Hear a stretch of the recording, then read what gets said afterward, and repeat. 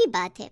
एक शहर में एक चुड़ैल रहा करती थी जो कि अक्सर रात के समय शहर में यहाँ वहाँ भटका करती थी। जब भी उसे रात के समय कोई इंसान दिखता वो उसे मार डालती थी।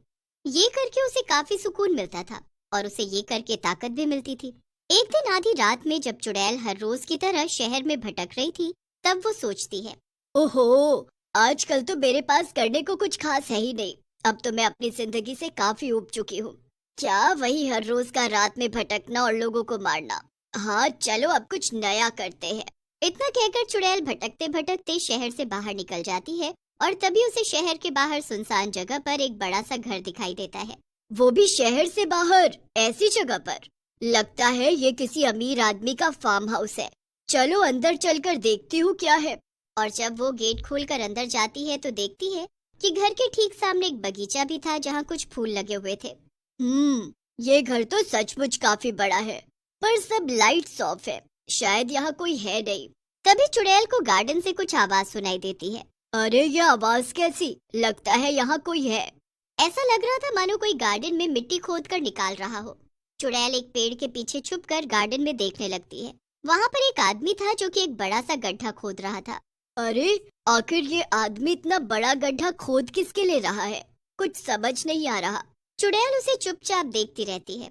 थोड़ी देर में जो चुड़ैल को दिखाई देता है उससे वो हैरान रह जाती है, क्योंकि गड्ढा खोदने के बाद वो आदमी उसके अंदर एक आदमी की लाश को डाल देता है और फिर उस गड्ढे को वापस से भर देता है।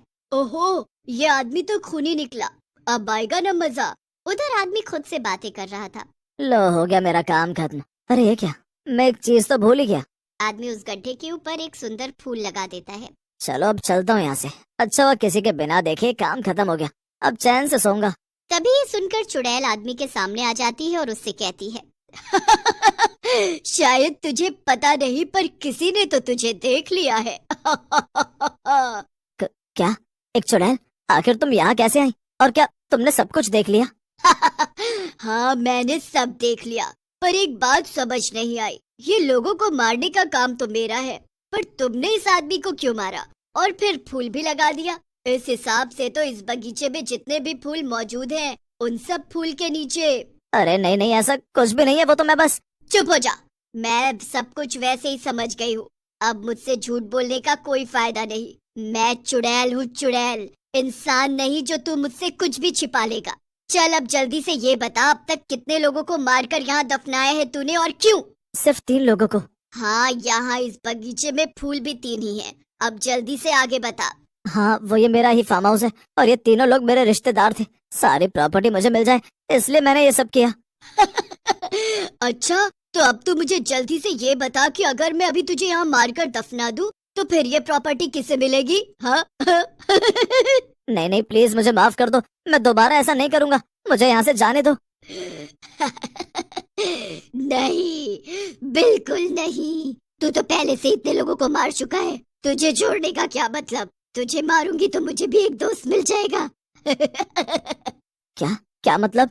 आदमी कुछ और कहता उससे पहले ही वो चुड़ैल उस आदमी की गर्दन दबाकर उसको मार देती है और वो आदमी भी एक भूत में बदल जाता है। अब समझ आ गया। मैंने इतने पाप किए थे और तूने मुझे मार दिया, इसलिए मैं भी भूत बन गया। अरे चुड़ैल कहेंगी, ये क्यों किया तूने? वो बड़े टाइम से मैं अकेले घूम रही थी। अब मुझे अकेले नहीं भटकना पड़ेगा। अब तुम जो मेरे साथ भटकोगे। तू तो बड़ी मतलब ही निकली चुड़ैल। अब मुंह फुलाने का क्या फायदा? अब तो जो होना था हो गया। वैसे हाँ, मुझे ना तुम्हारा ये फूलों के बगीचे वाला आइडिया काफी पसंद आया। अब हम दोनों ऐसे ही लोगों को पकड़ कर लाएंगे और उन्हें यहाँ मारकर दफनाएंगे। ऐसे हमारा बड़ा सा फूलों का बगीचा हो जाएगा। वैसे भी मुझे फूल काफी पसंद है। हे भगवान, मरने से पहले तो मैं प्रॉपर्टी के लिए लोगों को मार रहा था, पर अब मरने के बाद मैं क्यों लोगों को मारूंगा भला? अरे वो इसलिए क्योंकि लोगों को मारकर ही हमें ताकत मिलती है। अच्छा ठीक है, फिर जैसा तुम कहो। फिर क्या था, भूत इंसान को पकड़ कर लाता और चुड़ैल उसे मारकर बगीचे में दफना देती। कुछ समय तक ऐसा ही चलता रहता है। भूत और चुड़ैल धोखे से लोगों को बगीचे तक लेकर आते और फिर उन्हें मारकर वो वहीं बगीचे में दफना देते थे। और तो और उसके बाद चुड़ैल उस जगह पर एक सुंदर फूल लगा देती थी। एक दिन चुड़ैल भूत से कहती है, देखो ना मेरा बगीचा कितना सुंदर लग रहा है। यहाँ कितने तरह तरह के फूल हैं। अब वो बस कोने में थोड़ी सी जगह बची है। आज रात तुम जल्दी से किसी इंसान को पकड़ कर लाओ, फिर मैं उस जगह पर भी एक फूल लगा दूंगी। वो सब तो ठीक है, पर लोगों के बीच अफवाह फैल गई है कि एक भूत और एक चुड़ैल लोगों को किडनैप करके उन्हें मार डालते हैं। इसलिए लोगों ने रात में अपने घर से निकलना बंद कर दिया है। और तो और कुछ भूत पकड़ने वाले तांत्रिक और पंडित रात में हमें पकड़ने के लिए भी निकलते हैं। उन्होंने मुझे देख लिया तो गड़बड़ हो जाएगी। अरे तो मैं क्या करूं? नहीं, मैं नहीं जानती कुछ भी। मुझे मेरे बगीचे में उस आखिरी जगह पे ही फूल लगाना है। तुम कुछ भी करके इंसान ढूंढ कर लाओ। अच्छा ठीक है, पर ये आखिरी बार है। इसके बाद हम लोग ये जगह छोड़कर कहीं दूर जाएंगे, ठीक है ना? हाँ हाँ ठीक है। भूत इंसान को ढूंढने के लिए चला जाता है और उधर चुड़ैल हंसने लगती है। इस बेवकूफ भूत को लगता है कि मैं अपने इस खूबसूरत बगीचे को छोड़कर कहीं और जाऊंगी। इसे जाना हो तो जाए, मैं तो नहीं जाने वाली कहीं भी। भूत शहर में भटकते भटकते इंसान ढूंढने लगता है, पर उसे कहीं कोई जानवर तक दिखाई नहीं देता। अब क्या करूं? सब लोग तो डर के मारे अपने घर में छिपे बैठे हैं। यह शहर में तो अब एक बिल्ली तक दिखाई नहीं दे रही। तभी उस भूत को सड़क पर थोड़ी दूर पर चल रही एक लड़की दिखाई देती है। ओहो, ये लड़की इतनी रात का इस सुनसान सड़क पर क्या कर रही है? अजीब बात है, पर मुझे क्या, जल्दी से इसे पकड़ लेता हूँ और चुड़ैल के पास ले जाता हूँ, फिर छुट्टी मिलेगी। भूत अचानक से लड़की के सामने जाकर खड़ा हो जाता है और उसे देखकर लड़की जोर से चिल्लाती है, आ बचाओ! ये तो सच में भूत आ गया। सही कहा था माँ ने, मुझे रात में घर से नहीं निकलना चाहिए था। अब क्या करूँ? बचाओ, कोई बचाओ! चुप हो जा लड़की, यहाँ तुझे बचाने कोई नहीं आने वाला। लड़की भूत को बोलता देखकर बचाओ बचाओ चिल्लाती है और भागने की कोशिश करने लगती है, पर भूत उसे पकड़ लेता है और उसे कंधे पर टांग कर किडनैप करके चुड़ैल के पास ले जाता है। वो उस लड़की को चुड़ैल के सामने फेंक देता है। ए चुड़ैल, ये लो, मैं तुम्हारे लिए ये आखिरी इंसान ले आया। अब तुम इसे जल्दी से मारो और फिर इसे वहाँ दफना दो। हमें सुबह होने से पहले यहाँ से निकलना भी है। ओहो, तो ये लड़की मेरा आखिरी शिकार है। इसे मारने से मेरा गार्डन पूरा हो जाएगा और उसमें एक नया फूल और लग जाएगा। लड़की रोते हुए चुड़ैल से कहती है, नहीं नहीं, प्लीज मुझे मत मारो, प्लीज मुझे छोड़ दो, प्लीज। तुझे क्या लगता है हमने तुझे इसलिए पकड़ा है ताकि हम छोड़ दे तुझे?